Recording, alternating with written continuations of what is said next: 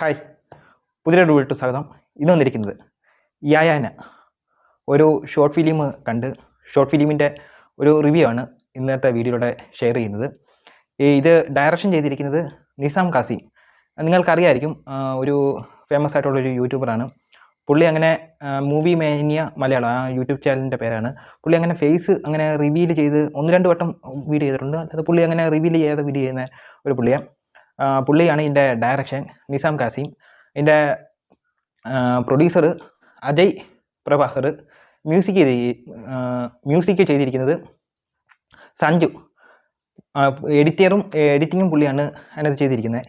അപ്പോൾ ഇതിൻ്റെ ഒരു ചെറിയൊരു റിവ്യൂ ആണ് ഞാൻ പറയാൻ പോകുന്നത്. ഇതിൻ്റെ ഒരു പശ്ചാത്തലം എന്ന് പറഞ്ഞാൽ, നമ്മൾ ഈ ബലിയൊക്കെ കൊടുക്കുന്ന രീതി ഉണ്ടല്ലോ, അതേപോലത്തെ ഒരു മന്ത്രവാദവും അതുമായിട്ട് ബേസ് ചെയ്ത് പോകുന്ന ഒരു ഷോർട്ട് ഫിലിമാണ് ഇത്. ഒരു കുറഞ്ഞ ചിലവിൽ എന്ന് വെച്ചാൽ നമുക്കത് കാണുമ്പോൾ അത് ഫീലാവും. കുറഞ്ഞ ചിലവിൽ ചെയ്ത ഒരു ഷോർട്ട് ഫിലിമായിട്ട് തോന്നും. 2-3 ലൊക്കേഷൻ കാണും.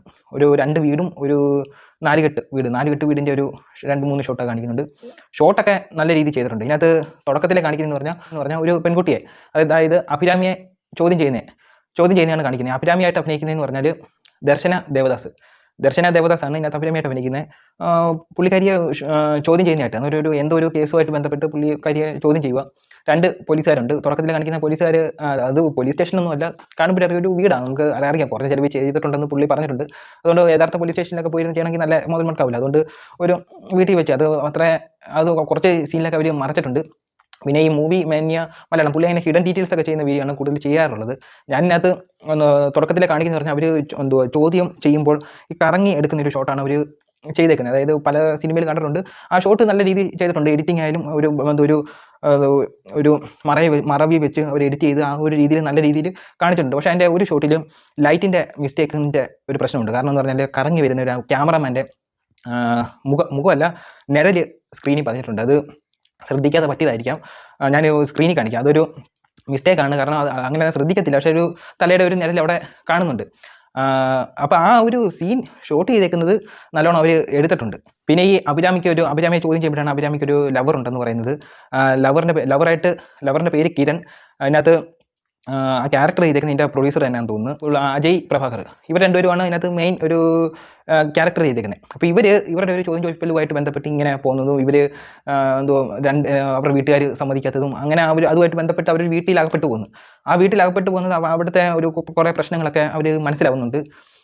അവന് മനസ്സിലാവുന്നില്ല. പക്ഷേ അതിനകത്ത് മിസ്റ്റേക്കുകൾ കുറേ ഉണ്ടെന്ന് പറഞ്ഞാൽ ഇവർക്ക് ഒരു ദിവസം തങ്ങാൻ ഒരു ഇത് കാണിക്കുന്നതും, പിന്നെ അതിനകത്ത് അവർ ശ്രദ്ധിച്ചിട്ടുണ്ട് ആ ഒരു പെൺകൊച്ചിൻ്റെ, അതായത് സേതുവിൻ്റെ വൈഫായിട്ടുള്ള എന്ന് വെച്ചാൽ പുതിയതായിട്ട് വരുന്നത് ലക്ഷ്മിയുടെ ആ ഒരു ക്യാരക്ടർ ആദ്യമേ കാണുമ്പോൾ ആ മുഖത്തെ എക്സ്പ്രഷൻ അതൊക്കെ അവർ നല്ല രീതിയിൽ ശ്രദ്ധിച്ചെടുത്തിട്ടുണ്ട്. ആ ലക്ഷ്മിയായിട്ട് അഭിനയിച്ച ആ പെൺകൊച്ച് നല്ലോണം ചെയ്തിട്ടുണ്ട്. നല്ല ഒരു നെഗറ്റീവ് ക്യാരക്ടർ പോലെ നല്ലോണം പറഞ്ഞ് ചെയ്തിട്ടുണ്ട്. അത് അവർ നല്ലോണം ചെയ്തിട്ടുണ്ട്. പിന്നെ ഈ അഭിരാമിയായിട്ട് അഭിനയിച്ച ദർശന ദേവദാസ്, പുള്ളിക്കാരി ആ രാത്രിയിൽ വന്നിരുന്ന് എടുക്കുന്ന ആ കുറച്ച് ഇതുണ്ടല്ലോ, ആ ഒരു ഷോട്ടിൽ പുള്ളിക്കാരിയുടെ മുഖം ഒരുമാതിരി വല്ലാതെ എന്ന് വെച്ചാൽ നമുക്കൊരു എന്തോ ഒരു താല്പര്യം ഇല്ലാതിരിക്കുമെന്ന് അറിയാം, എങ്കിലും അതിനകത്ത് എന്തോ അവിടെ കുറച്ച് പാളിയിട്ടുണ്ട്. എന്ന് വെച്ചാൽ അഭിനയിക്കുന്നതിൻ്റെ കാര്യമായിരിക്കാം, അവിടെ കുറച്ച് പാളിയിട്ടുണ്ട്. പിന്നെ അത് നിങ്ങൾ ബാക്കി ഞാൻ എടുത്തൊന്നും പറയുന്നില്ല, ബാക്കി നിങ്ങൾ കണ്ടിട്ട് തന്നെ പറയുക. എനിക്ക് ഈ ഷോർട്ട് ഫിലിം എന്ന് പറഞ്ഞാൽ നമുക്ക് കൊള്ളാം. BGM നല്ല സഞ്ജു ചെയ്തേക്കുന്ന BGM ഇടയ്ക്കിടയ്ക്കൊക്കെ നല്ല രീതിയിൽ, നല്ല ആകാംക്ഷപൂർവ്വമായിട്ട് നല്ല രീതിയിൽ ചെയ്തിട്ടുണ്ട്. അത് നല്ല രീതിയിൽ കാണിച്ചിട്ടുണ്ട്. പിന്നെ അതിനകത്ത് ഒരു സാമ്യം എന്ന് പറഞ്ഞാൽ നമ്മുടെ പ്രമേയുഗം ഒക്കെ കണ്ടിട്ട്, പ്രമേയുഗത്തിനകത്ത്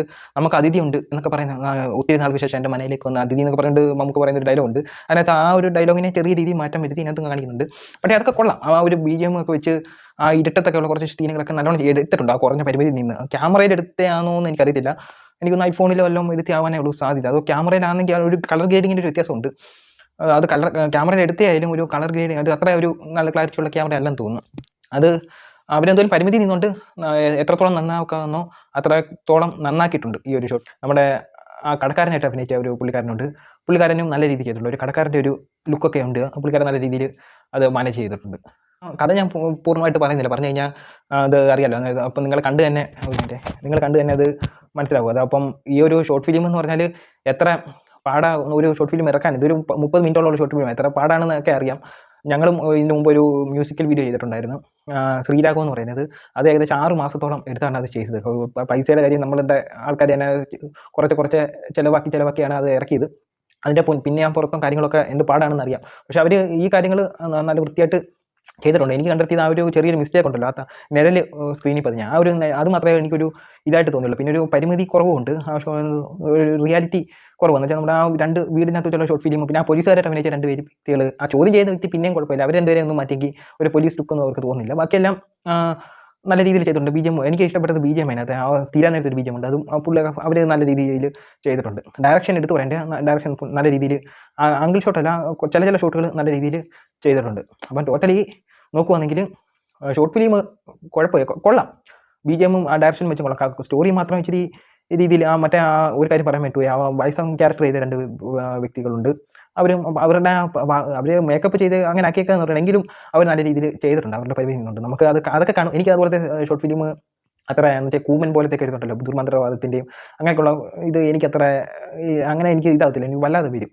ഇത് കണ്ടപ്പോഴും എനിക്ക് ചെറിയ ആ ഒരു സീനൊക്കെ കണ്ടപ്പോൾ എനിക്കൊരു വല്ലാതൊക്കെ വന്നു. കാരണം എനിക്കത് ഇഷ്ടമല്ല. ചിലവർക്കാണെങ്കിൽ അപകടം കാണുമ്പം തലചുറ്റൽ വരത്തില്ല, ഒത്തിരി രക്തം കാണുമ്പോൾ. അതേപോലെ എനിക്കും ഉള്ള ഒരു ഫീലിംഗ് ആണ്. ഇതേപോലെ ദുർമന്ത്രവാദവും ഇതുപോലെ വെട്ടുന്നത് ഇതൊക്കെ കാണുമ്പോൾ എനിക്ക് വല്ലാതെ വരും. എങ്കിലും ഞാൻ നോക്കുന്നത് അതല്ല, നമ്മുടെ അവരുടെ ഒരു എഫക്ട്, ഇത് ചെയ്തേക്കുന്ന വർക്കിൻ്റെ ഒരു ക്വാളിറ്റിയുടെ കാര്യമാണ് ഞാൻ പറയുന്നത്. അവർ ആ ഒരു പരിമിതി നിന്നുകൊണ്ട് നല്ലോണം ചെയ്തിട്ടുണ്ട്.